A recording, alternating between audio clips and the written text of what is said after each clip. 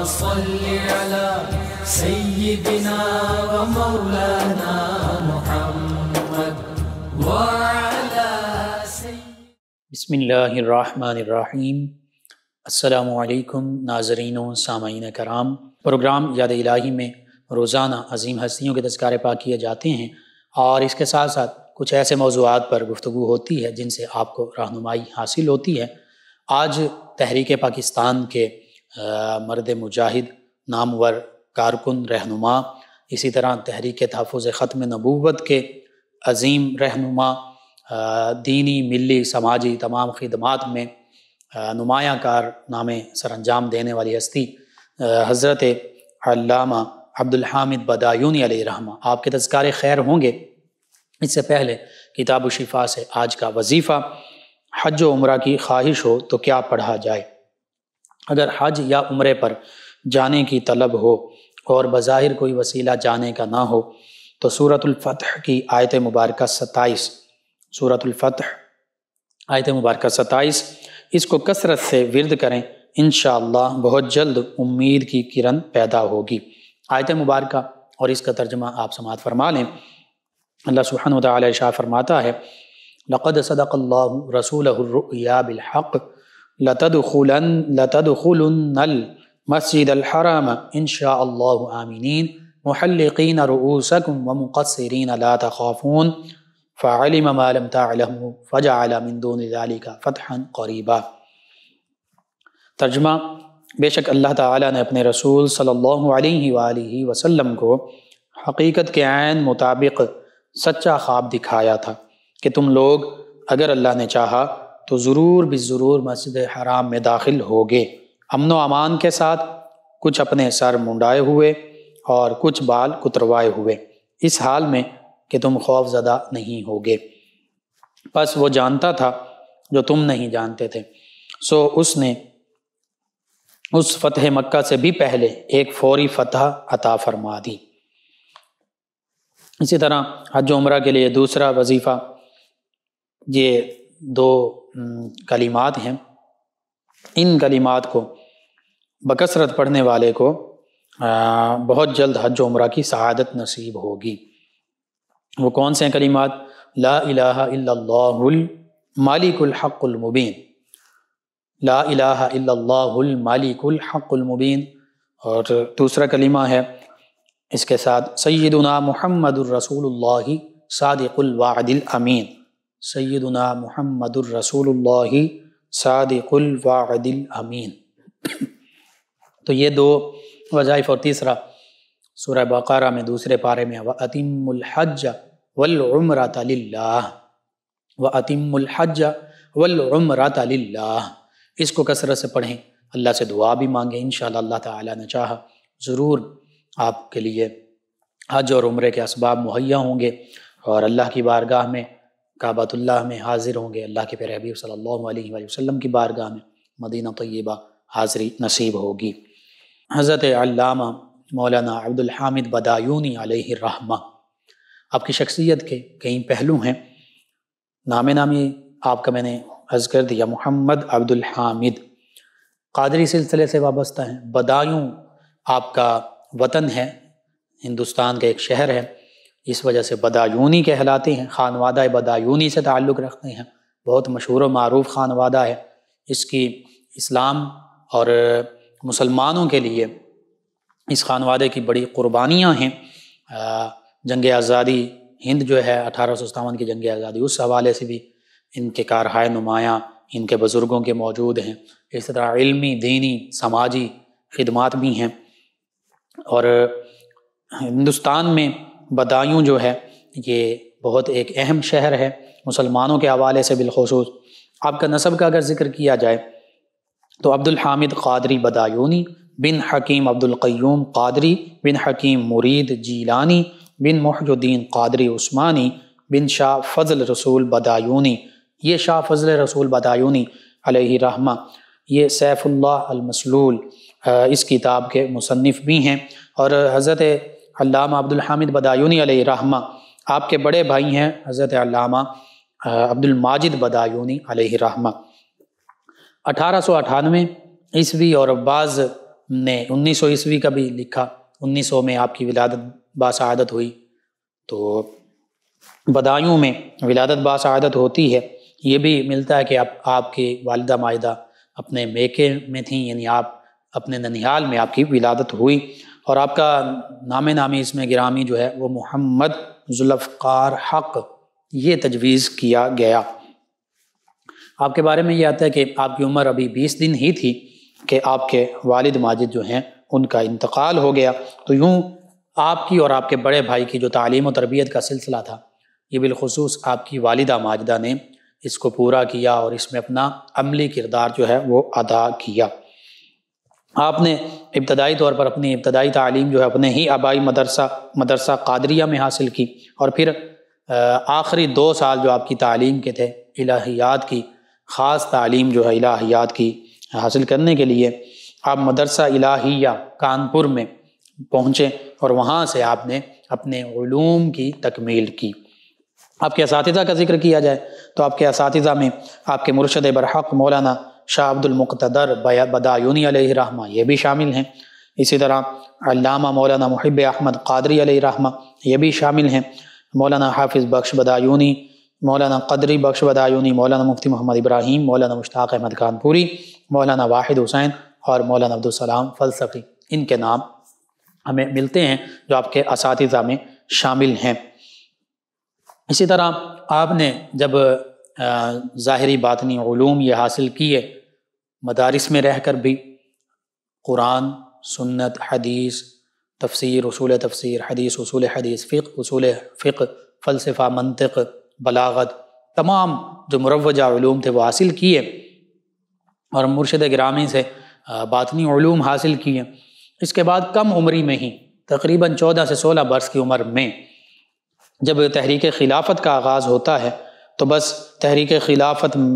میں آپ نوجوان کارکن کے طور پر شامل ہوتے ہیں، اور سرگرم رکن کے طور پر تحریک خلافت میں نہ صرف شامل رہتے ہیں بلکہ مختلف جگہ پر اس حوالے سے گفتگو بھی کرتے ہیں، اجلاس جو ہیں ان میں بھی آپ تقاریر کرتے ہیں، بیان کرتے ہیں۔ تو اپنی سیاسی زندگی کا آغاز ہی آپ نے 1914 میں تحریک خلافت سے کیا، اور برصغیر میں آپ کا میں نے ذکر کیا کہ آپ کے آباء و اجداد بزرگ جو ہیں انہوں نے برصغیر میں مسلمانوں کے لیے، اسلام کے لیے، مسلمانوں کی ملی، دینی، سماجی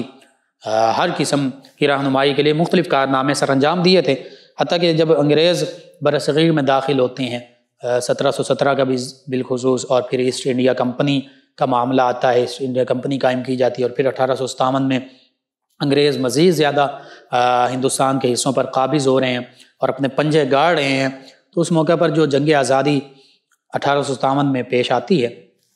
اس میں آپ کے جو بزرگ ہیں مولانا فیض احمد بدایونی، انہوں نے علامہ فضل حق خیر آبادی علیہ رحمہ شہید جو ہوئے بعد میں، ان کے ساتھ مل کر انگریزوں کے خلاف کھلے عام تحریک کا آغاز کیا، حتیٰ کہ جہاد کے فتوے جو ہیں وہ بھی جاری کیے۔ اور یوں پتہ چلتا ہے کہ مولانا بدایونی کے بزرگ جو ہیں وہ اسلام اور مسلمانوں کے حوالے سے خدمات میں سب سے آگے نظر آتے ہیں، کتب کی تصانیف ہو رہی ہیں، مدرسہ جو ہے وہ قائم کیا گیا، اسلامی تعلیمات دی جا رہی ہیں، جہاں جہاد کا وقت آتا ہے تو جہاد کے لیے فتویٰ بھی جاری ہوتا ہے، اور عملی جہاد میں بھی قدم رکھا جاتا ہے، عملی جہاد بھی کیا جاتا ہے، اور اس کے بدلے میں پھر انگریزوں کی طرف سے مختلف سزائیں جو ہیں وہ بھی ملتی ہیں، مختلف تکالیف جو ہیں وہ بھی برداشت کی جاتی ہیں۔ تو یوں ہی اپنے بزرگوں کے نقش قدم پر چلتے ہوئے آپ نے بھی تحریک خلافت میں بھرپور حصہ لیا، حتیٰ کہ مولانا عبدالحامد بدایونی علیہ رحمہ آل انڈیا خلافت کانفرنس کے رکن بھی مقرر ہوئے، اور ڈسٹرکٹ خلافت کمیٹی جو تھی اس کے جنرل سیکرٹری بھی رہے، اور آپ نے نہرو رپورٹ کی مخالفت بھی کی، اور نہرو رپورٹ کی مخالفت کرتے ہوئے مسلمانان ہند کے حقوق کی حمایت کی، حتیٰ کہ جو اس دوران بڑی بڑی کانفرنسز ہوئی ان کانفرنسز میں شامل بھی ہوئے اور ان کانفرنسز سے خطاب بھی کیے۔ اور پھر اسی تحریک میں مولانا اسرت موہانی، مولانا آزاد سبحانی اور مولانا عبد الماجد بدایونی ان کے ساتھ رہتے ہوئے دیگر کارہائے نمایاں سر انجام دیے۔ تحریک خلافت کے بعد آغا خان کی صدارت میں جب مسلم کانفرنس قائم ہوئی تو اس میں بھی آپ شامل ہوئے،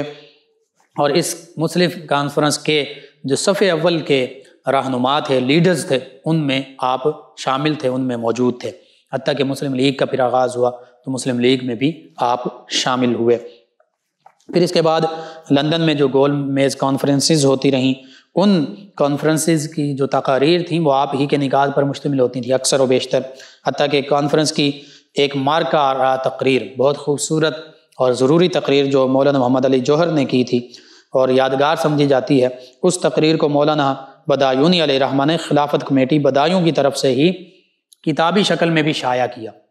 یعنی آپ کی تجاویز بھی اس میں شامل ہوتی تھیں مختلف تقاریر اور مختلف معاملات میں، اور پھر جو وہ مختلف رہنما تقاریر کیا کرتے تھے ان تقاریر کو آپ خود شائع بھی کروایا کرتے تھے کتابی شکل میں۔ اسی طرح رئیس الاحرار مولانا محمد علی جوہر کے انتقال کے بعد قائد اعظم علیہ رحمہ نے جب مولانا شوکت علی اور نواب اسماعیل خان سے مشورے کے بعد دہلی میں ہندوستانی مسلمانوں کی مختلف جماعتوں کو مدعو کرنے کی تجویز پیش کی، تو اس موقع پر بھی مولانا عبدالحامد بدایونی علیہ رحمہ جو جمعیت علماء یوپی اتر پردیش جو صوبہ تھا اور آج بھی ہے انڈیا کا صوبہ، اس کے قائد کی حیثیت سے آپ نے اس کانفرنس میں شرکت کی۔ یعنی جہاں جہاں مسلمانوں کے لیے اور مسلمانوں کے حقوق کے لیے، مسلمانوں کے علیحدہ وطن کے لیے کوششیں ہو رہی ہیں، جتنی بھی مختلف جماعتیں مل رہی ہیں، بیٹھ رہی ہیں، تجاویز پیش کی جا رہی ہیں اور عملی طور پر اس میں شمولیت اختیار کرنے کا ذکر ملتا ہے، تو وہاں پر ہر جگہ آپ شامل ہوئے۔ بالخصوص مسلم کانفرنس ہے، خلافت کمیٹی ہے، اور پھر مسلم لیگ کا قیام عمل میں آتا ہے، اس میں بھی آپ شامل رہتے ہیں۔ اس کے علاوہ اگر آپ کے تبلیغی اور سماجی اور روحانی اور دیگر سفر کا ذکر کیا جائے، اسفار جو آپ نے کیے، اس میں تحریک پاکستان کے حوالے سے بھی سفر شامل ہیں، ان سبھی سفروں کا ذکر کیا جائے تو علامہ بدایونی علیہ رحمہ آپ نے یوپی کا سفر اختیار کیا، یوپی کے مختلف علاقوں میں پہنچے، سی پی میں پہنچے، بہار میں پہنچے، اڑیسہ میں پہنچے، بنگال میں پہنچے، حتیٰ کہ آسام اور بمبئی اور دور دراز علاقے جو یہ آسام ہیں اور بالخصوص بمبئی کا علاقہ ہے، یہاں تک پہنچے، پھر کراچی آئے، سندھ، بلوچستان تک گئے، اور پھر موجودہ کے پی کے جو اس وقت سرحد کا علاقہ تھا یہاں تک پہنچے، اور ان مقامات پر قائد اعظم محمد علی جناح علیہ رحمہ ہی کی خصوصی ہدایت پر مسلم لیگ کی کامیابی کے لیے آپ نے بھرپور دورے کیے، اور پھر خصوصاً جو موجودہ خیبر پختونخوا اور سابق صوبہ سرحد جو ہے، اس کے ریفرنڈم میں خان برادران کے مقابلے میں اللہ رب العزت نے آپ کو خصوصی کامیابی عطا فرمائی۔ آپ نے صوبہ سرحد موجودہ کے پی کے مختلف علاقوں کے دورے کیے، یہاں پر مختلف علماء کرام سے ملے، مختلف مشائخ اعظام سے ملے، جن میں پیر آف مانکی شریف، پیر آف زکوڑی شریف اور دیگر حتیٰ کہ جو بڑے بڑے اجتماعات ہوتے ہیں ان سے آپ خطاب کیا کرتے، اور لوگوں کو مسلمان جماعت مسلم لیگ کے ساتھ شامل ہونے کا آپ اس پر آپ ابھارا بھی کرتے اور اسی کے بارے میں آپ گفتگو کیا کرتے۔ یہ جو صوبہ سرحد تھا، عام طور پر یہ سمجھا جاتا تھا کہ جب ریفرینڈم کروایا گیا کہ کانگریس کا یہاں کے لوگ ساتھ دیں گے، تو اس حوالے سے قائد اعظم علیہ رحمہ کی ہدایات پر آپ نے طوفانی دورے کیے، اور اس صوبہ سرحد جو خیبر پختونخوا جس کے بارے میں ظاہری طور پر یہی نظر آ رہا تھا کہ یہ ہندوستان کا علاقہ بن سکتا ہے، کانگریس کی حمایت یہاں پر زیادہ ہو سکتی ہے، لیکن آپ نے مسلمانوں کو یہاں پر جگایا، ان کے ضمیروں کو بیدار کیا، اور مسلمانوں کی نمائندہ جماعت مسلم لیگ کا ساتھ دینے کا آپ نے کہا، تو لوگوں نے اس آواز پر لبیک کہا، اور پھر وہ وقت آیا کہ پھر سرحد کے لوگوں نے کانگریس کی بجائے مسلم لیگ کو ووٹ دیا، اور اس ریفرینڈم میں مسلم لیگ کا ساتھ دیا، اور پھر خیبر پختونخوا کا یہ علاقہ اسی جد و جہد کے نتیجے میں صوبہ سرحد جو تھا یہ پاکستان کا حصہ بنا۔ اسی طرح مولانا عبدالحامد بدایونی علیہ رحمہ نے مسلم لیگ کانفرنس جو لکھنؤ میں منعقد ہوتی رہیں 1937 سے لے کر 1947 تک، پورے 10 سال، تو اس دوران مسلم لیگ اور قیام پاکستان کی تحریک میں آپ نے بھرپور کردار ادا کیا، سرگرم طور پر ان کانفرنسز میں شامل بھی رہے، ان کانفرنسز سے آپ بہت بہتر انداز کے ساتھ مسلمانوں کی حمایت میں، مسلم لیگ کی حمایت میں، پاکستان کے قیام کی حمایت کے لیے آپ خطابات بھی کرتے رہے۔ اسی طرح 1940 میں جو یوم پاکستان جو ہم کہتے ہیں 23 مارچ 1940 کو جو منٹو پارک، آج کا موجودہ اقبال پارک، اس میں مسلمانان بر صغیر کے لیے، مسلمانان ہندوستان کے لیے جو علیحدہ وطن کے قیام کے لیے سب سے بڑی قرارداد پیش کی گئی، جس میں خود قائد اعظم محمد علی جناح علیہ رحمہ بھی موجود تھے، جس میں دیگر مسلم لیگ کے لیڈرز بھی موجود تھے، علماء بھی موجود تھے، مشائخ بھی موجود تھے، اور جس کی تیاری کئی مہینوں پہلے سے ہو رہی تھی، جس میں نہ صرف لاہور اور پنجاب بلکہ پورے پاکستان یعنی موجودہ پاکستان اور ہندوستان کے تمام علماء اور مشائخ جس کی تیاری کے لیے بڑھ چڑھ کر حصہ لے رہے تھے۔ 23 مارچ 1940 کو جب یہ کانفرنس منعقد ہوئی، قرارداد پاکستان کے حوالے سے قرارداد بھی پیش کی گئی، تو اس میں مسلمانوں کی، یو پی کے مسلمانوں کی، اتر پردیش کے مسلمانوں کی سربراہی کرتے ہوئے علامہ عبدالحامد بدایونی علیہ رحمہ نے خطاب بھی کیا اور پاکستان کے حق میں قائد اعظم علیہ رحمہ کی زیر صدارت تاریخی تقریر فرمائی۔ تو پتہ چلتا ہے کہ پاکستان کے بنانے میں جہاں قائد اعظم محمد علی جناح علیہ رحمہ، علامہ اقبال علیہ رحمہ، مصور پاکستان، دیگر رہنما موجود ہیں، وہیں پر حقیقی طور پر مسلمانان برصغیر، مسلمانان ہندوستان، بالخصوص مسلمانان سندھ، پنجاب، بلوچستان، خیبر پختونخوا اور دیگر ہندوستان کے بھی جو بڑے بڑے صوبے جن میں مسلمانوں کی اکثریت تھی، حتیٰ کہ بنگال، ان تمام مسلمان صوبوں کے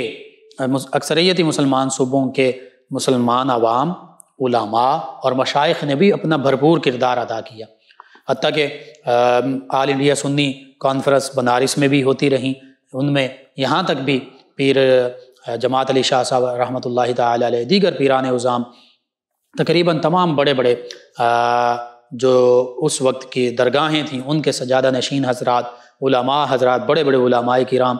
اور عام علماء کرام بھی، مشائخ عظام بھی اور عام مسلمان بھی،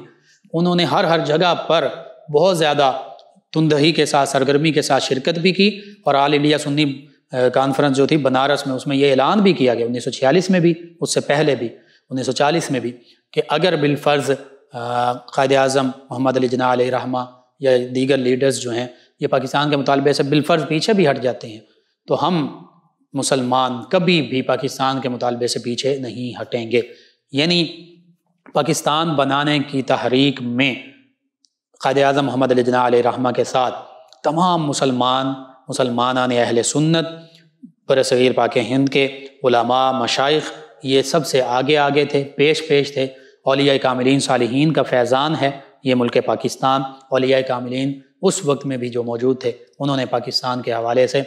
اپنی تمام تر کوششیں بروئے کار وہ لائے، اپنے مریدین، متعلقین، متوسلین، ان کو بھی پاکستان کی حمایت میں اٹھنے کا حکم دیا، اور خود بھی بنفس نفیس ہر حوالے سے پاکستان کی حمایت کے لیے شامل رہے، کانفرنسز میں خطابات کیے، ہندوستان کے دور دراز علاقوں میں پہنچے۔ ان میں سے ایک مثال مولانا عبدالحامد بدایونی علیہ رحمہ آپ کی بھی ہے۔ تحریک پاکستان کے حوالے سے 23 مارچ 1940 میں آپ کی خدمات، ان کا ذکر ہوا۔ اسی طرح 30 اگست 1941 کو لدھیانہ میں آپ کی صدارت میں ایک کانفرنس منعقد ہوئی، اس کانفرنس کا نام ہی یہی تھا، پاکستان کانفرنس، اور پھر اس کانفرنس میں آپ نے پاکستان کے حق میں بہت بلیغ خطبہ ارشاد کیا، آپ نے خطبہ دیا جو بعد میں نظامی پریس بدایوں سے ہی چھپ کر ملک بھر میں، یعنی اس وقت ہندوستان، پورے ملک ہندوستان میں تقسیم ہوا۔ اسی طرح 1945 میں آپ کی دیگر جو خدمات ہیں، جو دکن کا فرما روا میر عثمان علی خان اور قائد اعظم علیہ رحمہ، ان دونوں کے درمیان کچھ اختلافات پیدا ہو گئے، اور وہ اختلافات مسلمانوں کے لیے نقصان دہ ثابت ہو سکتے تھے، جو پاکستان کے قیام کی طرف کوششیں ہو رہی تھیں۔ یعنی جب بھی مسلمانوں کے حقوق کی بات ہوتی ہے تو مسلمانوں کو متفق اور متحد ہونا پڑتا ہے۔ یہ اتفاق ہی، باہمی اتفاق اور اتحاد مسلمانوں کے لیے بہتری کا ضامن ہوتا ہے۔ اگر ایسے مشکل حالات میں مسلمان ہی آپس میں لڑنا شروع کر دیں اور اتفاق اور اتحاد کا مظاہرہ نہ کریں تو پھر جو بڑا ایک مقصد ہوتا ہے وہ حاصل نہیں کیا جا سکتا۔ پاکستان بنانے کا مقصد، یہ بہت بڑا مقصد تھا، پاکستان بنانا بہت بڑا کاز تھا، اس کے لیے مسلمانوں کو اتفاق اتحاد کی ضرورت ہے۔ اگرچہ مسلمانوں میں سے بھی کچھ لوگوں نے کانگریس کا ساتھ دیا، اس میں عام مسلمان بھی شامل تھے، اس میں مختلف پارٹیز کے مسلمان بھی شامل تھے، اس میں مختلف دینی جماعتیں بھی شامل تھیں، لیکن اکثریت ہندوستان کی جو عوام تھی، جو مسلمان تھے، جو مشائخ تھے، جو علماء تھے، انہوں نے مسلم لیگ کا ساتھ دیا، قائد اعظم محمد علی جناح علیہ رحمہ کا ساتھ دیا، علماء، اولیاء، صلحاء کا ساتھ دیا، مسلم لیگ کا ساتھ دیا، اور بالآخر پاکستان جو ہے وہ 14 اگست 1947 کو دنیا کے نقشے پر ابھرا۔ اس دوران فرما روایت دکن کے جو معاملات تھے قائد اعظم محمد علی جناح علیہ رحمہ کے ساتھ، وہ تنازع کی شکل اختیار کر چکے تھے اور یہ مسلمانوں کے لیے نقصان کا باعث بن سکتے تھے۔ اور دوسری جانب دکن کے جو فرما روا تھے میر عثمان علی خان، ان کے مولانا عبدالحامد بدایونی علیہ رحمہ کے ساتھ قریبی تعلقات تھے، اکثر وہ آپ کو خطابات کے لیے مدعو کیا کرتے تھے فرما روایت دکن۔ تو قائد اعظم محمد علی جناح علیہ رحمہ نے مولانا عبدالحامد بدایونی علیہ رحمہ سے یہ کہا کہ آپ کے ان کے ساتھ تعلقات ہیں چونکہ، اور مسلم لیگ کے ساتھ بھی آپ وابستہ ہیں، تو میری طرف سے آپ ان کے پاس جائیے، اور جو کچھ آپس میں تنازع یا کوئی ایسا معاملہ کرنے کی کوشش کی جا رہی ہے کسی کی بھی طرف سے، بعض اوقات درمیان میں اور لوگ ہوتے ہیں جو یہ چاہتے ہیں کہ آپس میں اتفاق اتحاد نہ ہو سکے، تو اس کو آپ ختم کیجئے۔ تو یوں آپ پھر دکن تشریف لے گئے، اور وہاں پر جا کر آپ نے میر عثمان علی خان ان کے ساتھ جو ہے گفتگو کی، اور پھر قائد اعظم محمد علی جناح علیہ رحمہ اور میر عثمان علی خان ان کے درمیان ملاقات کے لیے راستہ ہموار کیا، اور پھر یوں ان دونوں کی آپس میں، ان دونوں رہنماؤں کی آپس میں ملاقات بھی ہوئی، اور ملک پاکستان بننے کے لیے، تحریک پاکستان کے لیے پھر مشترکہ کوششوں کا آغاز بھی ہوا۔ یوں مولانا عبدالحامد بدایونی علیہ رحمہ کی بہت سی خدمات ہیں، حتیٰ کہ پاکستان جب بن گیا تو پاکستان بننے کے بعد آپ آل انڈیا مسلم لیگ کے اجلاس میں شرکت کے لیے پاکستان آئے، تو چونکہ یو پی پاکستان کا حصہ نہ بن سکا، تو اس دوران پاکستان کے علماء نے آپ سے اصرار کیا کہ آپ یہیں پاکستان میں ہی اب رہ جائیے، یہیں قیام پذیر ہو جائیے، تو آپ پھر یہیں پر مستقل طور پر قیام پذیر ہو گئے، اور پھر یہاں رہ کر آپ نے ادارہ تعلیمات اسلامیہ اس کی بنیادوں کو استوار کیا، جس میں عربی، فارسی، حتیٰ کہ انگریزی اور دیگر قدیم علوم بھی اور جدید جو علوم ضروری تھے ان کا آغاز کیا۔ اس حوالے سے آپ نے خود بھی بہت سا پیسہ لگایا، آپ کے ساتھ وابستہ لوگوں نے، مخیر حضرات نے اس حوالے سے ادارہ تعلیمات اسلامیہ کے حوالے سے بہت فنڈ اکٹھا کیا، اس میں بہت عظیم لائبریری کا قیام عمل میں آیا، حتیٰ کہ صدر پاکستان اور اس کے بعد مختلف ممالک کے سربراہان انہوں نے بھی اس میں اپنی ذاتی دلچسپی لی۔ تو یوں آپ نے مسلمانوں کے لیے، پاکستانیوں کے لیے، بالخصوص کراچی کے لوگوں کے لیے بہت بڑے ادارے کو قائم کیا، اور پھر جمعیت العلماء پاکستان، اس کا قیام یہ بھی آپ کی کاوشوں کا نتیجہ، اس کے قیام اور استحکام کے لیے آپ نے شروع ہی سے کوششیں وقف کر رکھی تھیں۔ علامہ ابو الحسنات قادری، ان کے وصال کے بعد آپ جمعیت العلماء پاکستان کے مرکزی صدر بھی رہے، اور شبانہ روز کوششیں کرتے رہے، اور یہاں تک کہ آپ نے ان علماء میں آپ شامل تھے جنہوں نے ملک پاکستان کا جو دستوری خاکہ تھا اس کے 22 نکات پر جو مشتمل دستوری خاکہ تھا تیار کیا تھا، اس میں آپ بھی شامل تھے۔ 1953 میں تحریک تحفظ ختم نبوت شروع ہوئی تو آپ نے کھل کر اس میں حصہ لیا، اس میں شامل رہے، حتیٰ کہ انتہائی حلالت طبعی کے باعث بیمار ہونے کے باوجود فروری 1953 میں اسلامی مشاورتی کونسل کے جب رکن نامزد ہوئے تو اس کونسل کو آپ نے اہم سفارشات بھی پیش کی۔ پھر 1965 میں پاک بھارت جنگ جب لگی تو اس دوران آپ نے اور علماء اہل سنت نے مل کر پاکستان کا دورہ کیا، اور اس دور میں 3 لاکھ روپے کا ساز و سامان، کپڑے، دیگر ضروری سامان جو ہے وہ کشمیر کے مہاجرین جو ادھر آ گئے آزاد کشمیر میں، ان مہاجرین میں تقسیم کیے۔ اسی طرح تعلیمات اسلامیہ منگو پیر روڈ پہ وہ آپ نے اس کو قائم کیا، وہ ادارہ آج بھی اپنی خدمات سر انجام دے رہا ہے۔ اور پھر آپ نے چین میں، روس میں، مصر میں، ترکی میں، تیونس میں، نائجیریا میں، کویت، عراق، ایران میں اور حجاز مقدس میں جا کر مختلف مقامات پر مختلف کانفرنسز سے خطابات کیے، فلسطین کے حوالے سے آپ نے بات کی، اور بالخصوص مسئلہ کشمیر کے حوالے سے آپ نے کھل کر بات کی، اور اس بات کا اظہار کیا کہ کشمیر جو ہے اس کو آزاد ہونا چاہیے، کشمیریوں کو اپنا حق ملنا چاہیے، حق رائے دہی ملنا چاہیے۔ اس کے ساتھ ساتھ اللہ رب العزت نے آپ کو 22 مرتبہ حرمین شریفین کی سعادت حاضری کی سعادت بھی عطا فرمائی، آپ نے اللہ اور اللہ کے پیارے حبیب صلی اللہ علیہ وآلہ وسلم کے گھر حاضری بھی دی، یہ بھی بہت بڑی سعادت ہے۔ پھر چونکہ آپ عالم دین بھی تھے، مختلف کتابیں آپ نے لکھی، ان میں فلسفہ عبادت اسلامی جو عبادات ہیں ان کا فلسفہ کیا ہے، کیوں ضروری ہیں، اللہ رب العزت نے ہمارے لیے ان کے احکام کیوں دیے، اس میں ہمارے لیے کیا کیا حکمتیں پوشیدہ ہیں۔ پھر تصحیح العقائد، عقائد کے حوالے سے آپ نے یہ کتاب لکھی جس میں عقیدے کی درستگی کیسے ہونی چاہیے، ہمارے اسلاف کا جو قرآن و سنت کے مطابق عقیدہ تھا وہ کیا تھا، یہ بھی پڑھنے کے لائق کتاب ہے۔ نظام عملی زندگی کیسے گزاری جائے مسلمان کی، اسلامی ریاست کی، کتاب و سنت غیروں کی نظر میں، نام سے ہی پتہ چل رہا ہے۔ پھر اسلام کا زراعتی نظام، اسلام کا معاشی نظام، یہ کتابیں لکھیں۔ مشرق کا ماضی و حال، انتخابات کے ضروری پہلو، الجواب المشکور عربک میں لکھی، انگریزی میں اسلامک پریئرز، اسلامی عبادات، حرمت سود، مشیر الحجاج یعنی حجاج حج کیسے کریں، ہندو حکمرانی کا ہولناک تجربہ، ہندو حکمرانی وہ ہمارے لیے کتنے نقصان دہ ثابت ہو سکتی تھی۔ تو ہر حوالے سے اس میں معاشی ذکر بھی ہے، زراعت کا بھی ذکر ہے، اس میں اسلامی عبادات کا بھی ذکر ہے، عقیدے نظریے کا بھی ذکر ہے، غیروں کی نظر میں قرآن و سنت کی کیا اہمیت ہے اس کا بھی ذکر ہے، زراعتی نظام، معاشی نظام، حرمت سود کا ذکر ہے، اس پر کتاب ہے، اور حاجیوں کے حوالے سے اور حکمرانی کے حوالے سے انتخابات کے ضروری پہلو، یہ بھی بڑی اہم کتاب ہے۔ ہندو حکمرانی کا ہولناک تجربہ، یہ لبرلز کے لیے بھی پڑھنے کے لیے ہے جو کہتے ہیں پاکستان نہیں بننا چاہیے تھا۔ تو یوں آپ نے زندگی کے ہر شعبے میں سماجی، معاشی، اقتصادی، دینی، ملی، ہر حوالے سے آپ نے خدمات سر انجام دیں، اور بالآخر 20 جولائی 1970 کو آپ کا وصال ہوا، کراچی میں ہی آپ نے وصال پایا، اور ادارہ تعلیمات اسلامیہ ہی میں آپ کی تدفین کی گئی۔ آج ضرورت اس امر کی ہے کہ ہم اپنے ان اسلاف کا ذکر بھی کریں، ان کی خدمات اپنی آنے والی نسلوں تک پہنچائیں، بتائیں کہ کیا ان کی خدمات تھیں، اور پھر ان کی تصانیف جو ان کے علمی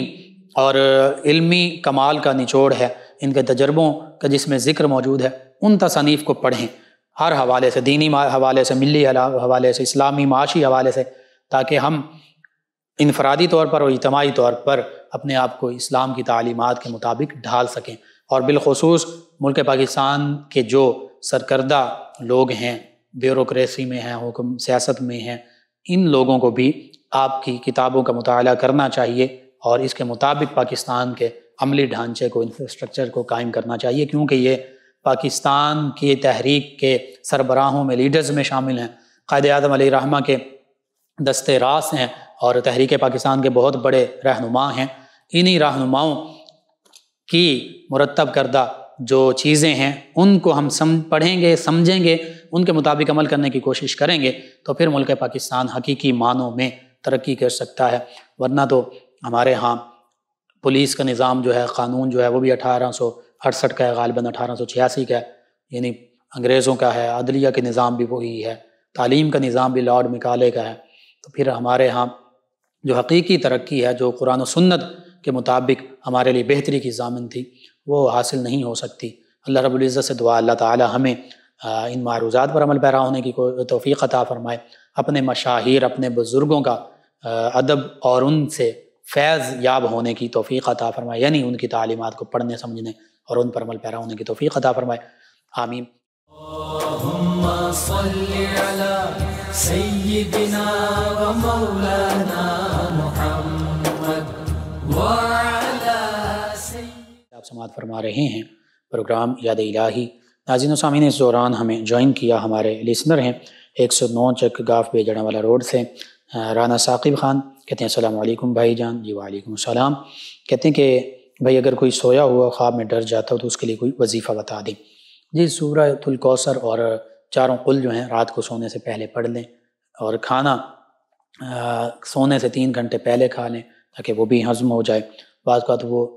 تبخیر کی وجہ سے بھی برے یا ڈراؤنے خواب آتے ہیں۔ اور تیسرا، جب ڈراؤنا خواب آئے بائیں جانب تھوکیں، اعوذ باللہ من الشیطان الرجیم پڑھیں، اور آیت الکرسی پڑھ کر دائیں طرف کروٹ لے کر سو جائیں۔ ناظرین سامعین کے علاوہ ہمارے ایک اور لسنر ہیں، انہوں نے ہمیں جوائن کیا ہے، کہتے ہیں نام نہیں لکھا، کہتے ہیں السلام علیکم۔ جی وعلیکم السلام۔ کہتے ہیں کیسے ہیں بھائی آپ؟ جی الحمدللہ میں ٹھیک ہوں، کہتے ہیں کہ پروگرام بہت نائس ہے. جی شکریہ آپ کا، آپ نے ہمیں جوائن کیا اور اپنے پسندیدگی سے نوازا. ایک اور لسنر ہیں ارسلان سراج صاحب، کہتے ہیں السلام علیکم. جی وعلیکم السلام. کہتے ہیں بھائی آپ کا پروگرام یاد الہی بہت اچھا اور پیارا ہے. اللہ پاک سے دعا ہے کہ ہم سب کو خلفائے راشدین سے محبت اور ان کے نقش قدم پر چلنے کی توفیق عطا فرمائے، آمین. جی آمین. ایک اور لسنر ہیں خدیجہ صاحبہ ہیں فیصل آباد سے، کہتے ہیں السلام علیکم بھائی. جی وعلیکم السلام. کہتے ہیں کہ میرے سینے میں پتھری ہے، اس کے لیے کوئی حل بتائیے. ڈاکٹر سے ٹیسٹ بھی کروا لیا ہے لیکن وہ کہتے ہیں اس کا کوئی علاج نہیں ہے. جی سورۃ البقرہ کی آیت مبارکہ 74، اس کو 141 مرتبہ پڑھیے. آب زمزم پر، یا آب زمزم نہیں ہے تو پانی پر دم کر کے صبح شام پیتے رہیں اور اپنے اوپر بھی دم کر لیں. اور میڈیسن آپ لازمی کیجیے، آپ ہومیوپیتھک ڈاکٹر سے رجوع کر لیجیے انشاءاللہ، اور وہ بھی جو پرانے کوئی تجربہ کار ہوں. امید ہے اللہ تعالیٰ آپ کو دوا اور دعا کی بدولت اپنے قدرت کاملہ سے شفاء کاملہ عطا فرمائے گا. یہ وسیلے ہیں ان کا بھی، یہ بھی سنت ہیں، یہ بھی ضروری ہیں. حقیقت میں اللہ تعالیٰ ہی شفاء عطا فرمانے والا ہے. ناظرین سامعین، ایک اور ہمارے لسنر ہیں، انہوں نے کبوتر کے حوالے سے پوچھا ہے کہ یہ حلال ہیں یا حرام ہیں. جی کبوتر بالکل کھایا جا سکتا ہے، حلال ہے. اور ایک اور لسنر ہیں، انہوں نے بواسیر کا روحانی علاج پوچھا ہے. جی بواسیر کے حوالے سے میں یہی عرض کروں گا کہ آپ میڈیسن کے ذریعے علاج بھی کروائیے، اور بالخصوص یہ 2 روحانی علاج ہیں، ان کو اپنے معمول کا حصہ بنائیے. سب سے پہلے جو شخص یا مالکو یا قدوس یا مالکو یا قدوس ہر روز صبح کی نماز یعنی فجر کی نماز کے بعد اور مغرب کی نماز کے بعد 11 مرتبہ پڑھ لیا کرے گا، انشاءاللہ کبھی کسی گندے مرض جیسے بواسیر، نواسیر، ناسور وغیرہ میں مبتلا نہیں ہوگا. کبھی اس کے پردے اور شرم کی جگہ کوئی زخم یا بیماری نہیں ہوگی، اور کبھی اس کو شرم و حیا کی جگہ کسی غیر کو دکھانے کی ضرورت نہیں پڑے گی. بالخصوص ہماری مسلمان ماؤں بہنوں بیٹیوں کے لیے بھی یہ ویسے بھی پڑھتے رہا کیجیے، انشاءاللہ اللہ تعالیٰ بہتری فرما دے گا. اور دوسرا روحانی علاج بواسیر کا یہ ہے کہ نماز فجر کی سنتوں میں پہلی رکعت میں سورہ علم نشرح اور دوسری رکعت میں سورہ والتین والزیتون وطور سینین، یہ دونوں صورتیں پڑھیں. پہلی رکعت میں سورہ علم نشرح، دوسری میں سورہ والتین، اور سلام پھیرنے کے بعد 41 مرتبہ سورۃ الاخلاص، یہ بسم اللہ الرحمن الرحیم کے ساتھ ساری صورتیں پڑھنی ہیں. 41 مرتبہ سورۃ الاخلاص پڑھیں سلام پھیرنے کے بعد. اگر وقت کم ہو تو پھر 7 مرتبہ سورۃ الاخلاص پڑھ لیں، انشاءاللہ شفا ہوگی. تو یہ بواسیر کے حوالے سے آپ کے لیے، بالخصوص جس ہمارے لسنر نے پوچھا ان کے لیے، اور تمام مسلمان بہن بھائیوں کے لیے آپ پڑھیے. یا مالک یا قدوس ویسے بھی پڑھتے رہا کیجیے، یا سلام پڑھتے رہا کیجیے، انشاءاللہ اللہ تعالیٰ شفاء کاملہ نافع عاجلہ عطا فرمائے گا. جی ناظرین و سامعین، آپ کا شکریہ، آپ اپنے فیڈ بیک سے ہمیں آگاہ کرتے ہیں، پروگرام یاد الہی میں شامل ہوتے ہیں اور پروگرام کو پسند کرتے ہیں. پروگرام یاد الہی کا وقت ختم ہوا چاہتا ہے، انشاءاللہ کل صبح دوبارہ آپ سے ملاقات ہوگی. پروگرام یاد الہی میں اپنے میزبان محمد لقمان رضا اور ہماری ٹیم کو اجازت دیجیے. اللہ نگہبان. اللہم صل علی سیدنا و مولانا